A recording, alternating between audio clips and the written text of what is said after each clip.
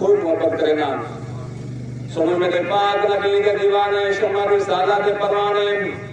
لاہور کے داتے نے اپنی کتاب جندر لکھے کہ اللہ کا ولی ہے کتنا حضرت عبداللہ بن مبارک کہیں ہر روز اپنے ماں کی اجازت گھن کے سیل دے ونینا واپس ہٹا ویا ایک دی سیل کرنگے واپس نہیں آیا ماں پریشان تھئیے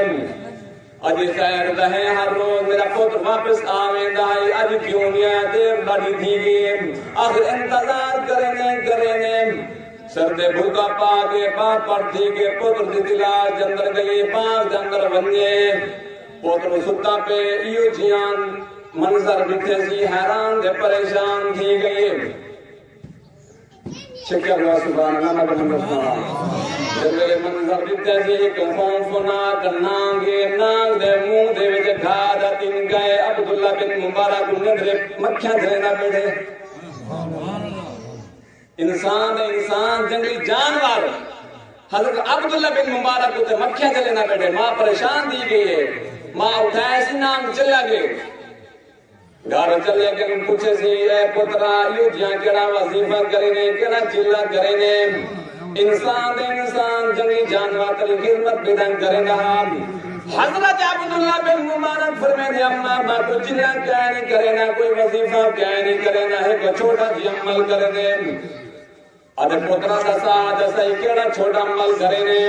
حضرت عبداللہ بن مبارک فرمائے اما تیرے ویلے تو کو نگراویں دی میں شاد نماز پڑھ کے تو پیران پاسوا کردام تب ایک دفعہ دے دام والمو پھیر گنا ول دے دام والمو پھیر گنا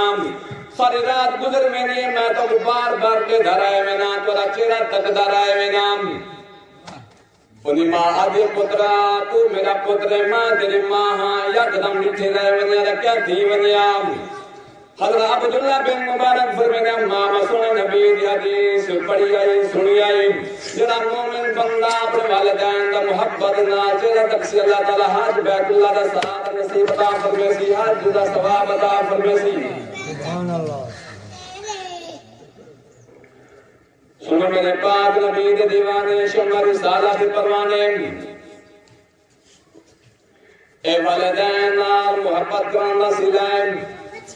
حل جزاء الاحسان الا الاحسان اللہ درگاہ فرمے دے احسان دا بدلہ احسان ہے اپنے والدہ دا خدمت کریں دا عبداللہ بن مبارک اللہ تعالیٰ کتنی شان عطا فرمائی ہے آخر حدیث پڑھ